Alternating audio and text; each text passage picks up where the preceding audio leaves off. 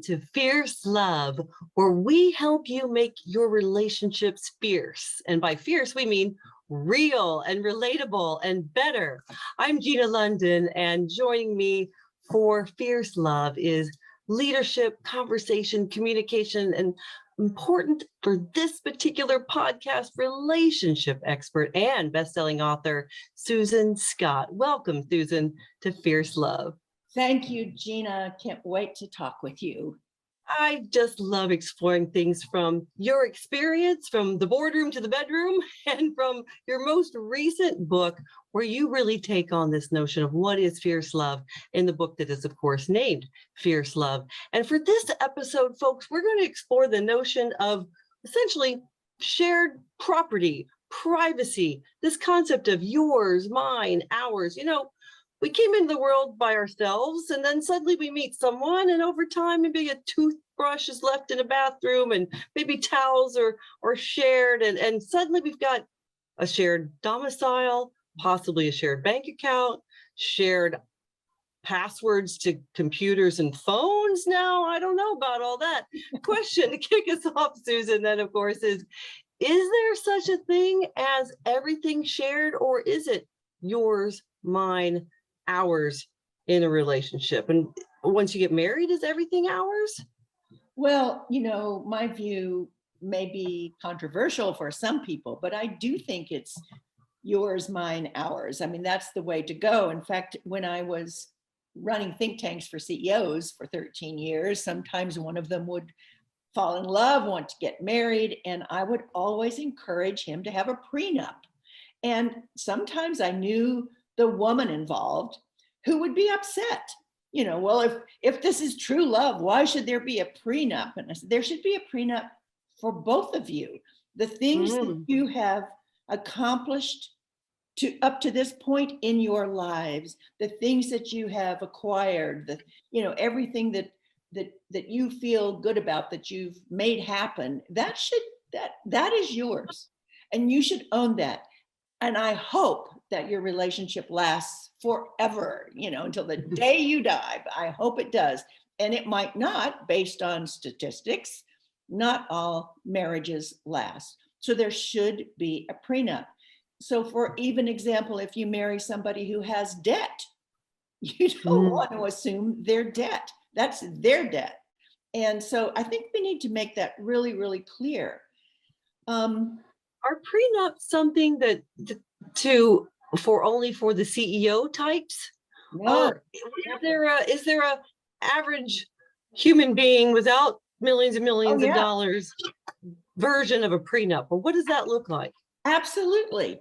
I mean, just your everyday person. I've known so many people who've said, I should have gotten some kind of an agreement before we got married, because it's ending, and it's devastating enough that our marriage is ending. But now, he wants to sell the house that I bought before we were married, and to get half of the proceeds of the house. And, he wants this, or she wants this, or whatever. And so I think we need to clarify in the very beginning, before you legally commit to one another, I hope that our relationship lasts. And if it doesn't, here's what needs to happen. I bought this house. Are we clear that the house would remain mine, that you wouldn't own it? It's clear that I have some debt. I own that debt. I would never put it off on you if we ended up parting, things like that. And I think many successful marriages have several bank accounts. You have your bank account, I have my bank account, and then we have a joint bank account into which we both put some money that pays the mortgage and for the groceries and things like that. But I think everyone needs to have their own something somewhere stashed, not secretly, but just this it's this secret hoard of cash I'm creating. No, but I think we do need to know that I do have some things that are mine, that I have earned, that I have saved, that I have put away, that I cherish, that are important to me, whether or not we stay together. I mean, this is just something important. I've always said to my own daughters, I want you to have a life that is deeply satisfying to you, and I want you to end up creating a way to support yourself if ever your marriage fell apart. Because I know a lot of women who have stayed in marriages where they were deeply unhappy because they didn't have any means. They didn't have Oh, any, yes. If no they way. don't have a way to financially support themselves, so Right, many women will stay in a very untenable relationship because they don't see a financial path out to support themselves, right, let alone be able to afford a divorce. right, exactly. And So and so yeah, so how did your daughter respond? I mean, because it's an easy thing to talk about in theory, but once you're in the throes of love and everything's great and you don't want to have this difficult conversation because you want to wait to your first year anniversary, or maybe now you don't want to do it now, maybe wait for your second year anniversary, and suddenly you're maybe already getting in and proposed to, or you're moving in together or something. And at what point do you say, hey, I want to make some clarifying conditions? yeah, well, the conditions are so important. I wrote a whole chapter on that, and each chapter Mhm. begins with a true story that illustrates what I'm talking about. Conditions. Um, I don't know if I should go into that story or not here, Gina. Oh yeah, bring us a story, Okay, Susan. all right, Bring us okay. the high Oh, level. If you want to read more, you can go get, and please do go get Susan Scott's most recent book, Fierce Love, people. It's not only the podcast, it's the book, it's the workbook, it's the journal. You need fierce love in your life because each of us has the power to flow along like a boat without paddles or an oar in a river, or begin to craft some oars and some paddles and take more control of our lives and our lives with our partners, hopefully to the better of both of us. But first, you got to heighten that awareness. And one of those might be figuring out what a clarifying condition even means. yeah. Oh, Gina, well said. Well said. So here's the true story. Years ago, a couple came to visit me. We're sitting outside, we're sipping a glass of wine, and they're bringing me up to date on their lives. They're talking about their work and their children and everything. But I just had a feeling that, I don't know, something was being withheld. And at one point I said, is there something you're not telling me? And it got really quiet for a moment. And the man, especially the husband, sort of, he seemed to shrink his subatomic particles and become smaller. And I said, what? Well, and the wife said, well, he had an affair, and Ooh. it was horrible, and This is not the part about yours, mine, and ours, right? no, I'm no. keep going. Yeah, this is a slightly different topic, but it all comes together. Yeah, yeah. Yeah, so he had an affair. It almost did us in. It was heartbreaking, terrible, traumatic, but he ended the affair and we're good now. And then she said, um, we believe in unconditional love. And then she turned to him and, with sort of an adoring look on her face, said, there is nothing you could ever do that would cause me to leave you. Hmm. And I shocked all three of us by jumping up out of my chair and saying, take that back. That sounds like you, Susan. Actually, I can see you doing. And I say that with love. You are fearless when it comes to the fierce conversations, lady. I've seen you in action. So yes, I can see that happen. Okay, so then what happens? So then, I'm leaning in on my chair. yeah. For those of you just looking at the audio, I'm like, go on. So they're both looking at me like deer in the headlights, big eyes, like, what do you mean? And I said, you have just given him, and I looking at him, permission to have as many affairs as he might care to have in the future, because you won't leave him no matter what he does. And I said to him, I'm not suggesting that you intend to have more affairs, but you have permission to. So you have permission to do anything you want that could be hurtful to your family, to your marriage, to your wife, who you love, I believe. And that's just a very, very bad idea. There do need to be conditions. And I don't mean little nitpicky things like, I want you to pick up your socks and stuff like Right. that. I mean the game changers. If the trash isn't out by Tuesday, I'm out of here. Yeah, right.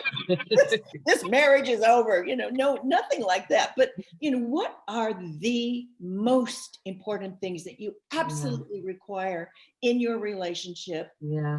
That if you don't have those things, you would not really want to stay. You would not be excited about staying in the relationship.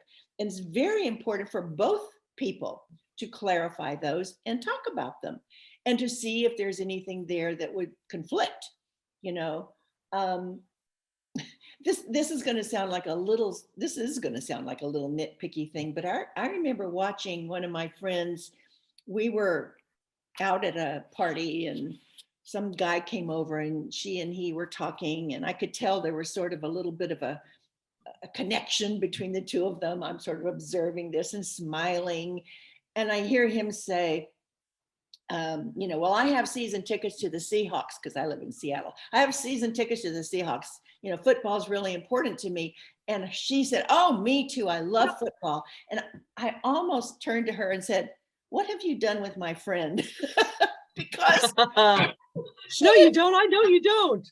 Yeah, she didn't love football, but now I could just see her. If they got together and stayed together, I could see her trapped into spending much of her weekends in front of a television watching football games or going to the games, where she would rather, because I know her very well, she'd rather be out taking a long walk or a hike with the dogs or riding her bicycle or reading a book or doing about anything else other than watching football. So that's not so much a condition, but I think we have to say, this goes back to the conversation you and I've had before, like, where am I going? Why am I going there?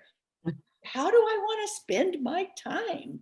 And yours, mine, and ours, well, football can be yours. It absolutely can. Yeah, so now it all begins to make sense for me, because it's not just about privacy of things like our financial obligations or financial savings. Yeah. It can also be of our patterns. We don't have to both love football. No. But we have to have the conversation about, hey, that can be yours. Maybe on Super Bowl Sunday, I'll join in, but I don't need to go to every single playoff game or whatever games. You can tell how much I'm very versed on all of it. But because I love you, I'm happy to go on occasion. Because you love me, you're going to, stereotype alert here, you're going to come with me to the museum, to the art gallery. And are those some of the clarifying conditions that we could say those are occasionally ours? This is sometimes mine. How do we, you have a great section about what are the questions we need to ask each other to get those conditions clarified. Again, on the scale of some conditions can be very serious, like the affair and the permissiveness of not having one. And then some of them can be more finer points. So what are those questions then, Susan, that we should be having? Well, I don't have that list of questions right in front of me, but one that I remember from that chapter is, what are some experiences you truly want to have in your life? What is something you really want to have done? Whether it's travel related or career related, or like you want to get good at playing the guitar or the piano, or you want to be in a play, or you've always wanted to audition for some kind of a thing in a play or whatever it is. What are some things that if you got to the end of your life and looked back and you had not at least tried, you would feel regret? So what are some of those things? And what if what's super important to you is not even remotely important to me? That doesn't mean that I won't encourage you to go for it. Go for it, go for it, go for it. So there would be, back to the whole football thing, there would be some things like Super Bowl. Yeah, let's watch that. I'm going to fix some great snacks. We'll sit down. We'll have a great time. You can explain to me what's happening. Even, what it is that you love so much about football. That would be interesting to me. And on other evenings where you're going to be watching football, I'm going to go to the theater with one of my good friends. You know, we're going to do that. I would love for you to come to the theater as well. If that's not something you want to do, no pressure, but I'm going to go ahead and do it. So Lovely. yeah, we just need to understand that what I want for myself matters, and what you want for yourself matters. So let's talk about what do we each want, and you know, are there some things that we could share? I mean, are there some trips we could take together that we would both be excited about? If I'm reading a book and I love this book and I say, wow, I'd love for you to read this. And you say, not so much. I don't really love to read that kind of thing. I need to say, okay, all right, fine. You know, it's important to me. I'm reading it. Here's what I'm learning. It's great. And just be okay with it. We mustn't try to force someone to become someone they aren't. We need for them to be their authentic selves, and to support that. And we need to be our authentic selves and not let anybody pressure us into stepping off of that path. And at what point, or how many points? Because I know, again, back to what I said earlier, some people, you're in the throes of romance and you're in the romantic early phases of the relationship where maybe the chemistry, the fireworks are just going. You don't want to, in your mind, dampen the chemistry or the fireworks by going, hey, I got this list of questions and some clarifying conditions. You know, here's this journal I'd love to work through. And they're like, what? And what's the timing, or how do we begin to even introduce the idea? You don't start on day one, hey, we're going to have a prenup if we get married. How do we start to introduce fierce conversations? What's the path of that progression as we're embracing, you know, I get it. Susan Scott's got great experience. She's written a book. She's worked with thousands of people all over the world. And conversations are the relationships. When do I get out of the, hey, have a great day, hey, you're really sexy conversation, and get into more of these meaningful conversations? How do I introduce that without going, screech brakes? Right. Yeah. So I'm laughing because I remember one of my friends was sharing with me the list of characteristics, attributes, skills, etc., behaviors that she wanted in her ideal man. So she was going to ask all these questions during like a first date or something. And I said, Yeah, oh my like God. an interview, like a 40-page interview. An interrogation. It wouldn't have been a conversation. Not even an interview. An interview would have been nice. I know. If I'd been the guy, I would have run out of there as fast as I could. It's like, this woman is crazy. You know, so it's never an interrogation. It shouldn't come too early. But let's say someone, even early in the relationship, you're just still dating, but someone says or does something that causes you to wonder, wow, you know, what do you mean by that? Let's say someone says, you know, independence is really important to me. What would it be like if you said, tell me what independence means to you? Yeah. Because it doesn't mean the same thing to everybody. That is a great point, because so often either of us in a relationship may make an offhand comment or drop a breadcrumb, but the other person or ourselves, let's make ourselves responsible, we don't stop and pick up that breadcrumb, and then it just gets left along the path, and we wonder why we didn't take that opportunity when it was frankly given to us. So we need to be more alert, don't we, Susan? Yeah. And even, you know, if you're just sitting having a conversation, and you can even mention something that's happening in the news, and you can say, you know, what are your thoughts about that? How that person answers that question will give you some clues as to who they are. I love what Maya Angelou said. She said, when someone shows you who he is, believe him the first time. And I think a lot of people forget about that last part, the first time. So when someone says, this is important to me, or I feel this, or I like this, or I don't like this, and part of you goes, uh-oh, you know, maybe you need to say, well, say more about that. Tell me more. because you really want to understand, where are they coming from? You know, so often we're initially attracted to someone physically. We Mhm. just like, there's chemistry there. There totally Yeah. is. But the attraction, if it's to be a long-term relationship, it has to be beyond sex, beyond the physical self. I mean, that helps, but that physical beauty will wane over time. There's not enough Botox and filler in the world Or Viagra, let's put it out or there. Viagra to keep us, you know, like that same youthful self. There has to be something more Yeah. substantial, more important, that when we look at each other, our thought is, I got you, I get you, I totally get you. We've got a good thing here. We're, you know, you may be an artist and I may be a, a, a, a video programmer or something totally different, but we operate within a similar set of values, you know, and relationship direction that works for us. So I think, you know, yours, mine, ours can have to do with anything, but it certainly has to do with possessions. It has to do with money, but it also has to do with occupation, Interests and interests, yeah. exactly, hobbies, all those kinds of things. Yeah, friends even.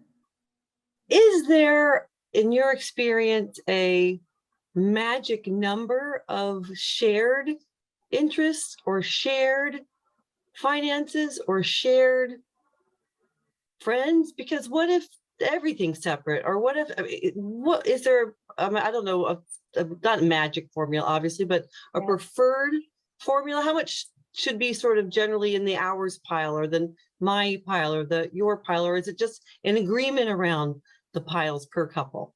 What a good question. And I really haven't thought of it in terms of like how many hours or how much time. I think of things in terms of how do I feel? How am I Yeah. feeling? And if I'm feeling like, wow, I have not seen you for days, or we haven't done anything meaningful together, we haven't had a conversation, we haven't even had a decent meal Yeah. together, we haven't had any fun together. Fun is very important in a relationship. Yes. You know, it's been a while and I'm feeling like we need to come together. We need to do something. I mean, it's how am I feeling?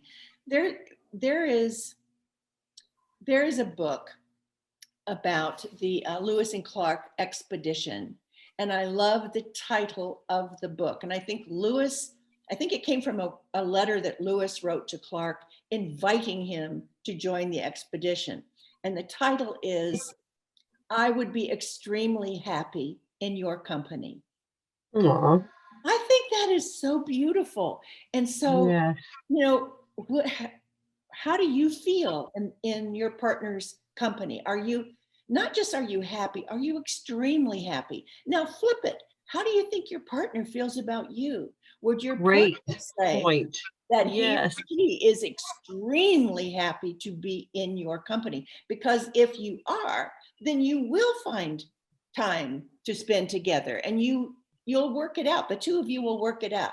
When is enough time? When, you know, when is it okay for us to go on separate directions for a little while, and when is it important for us to come back together and compare notes, you know?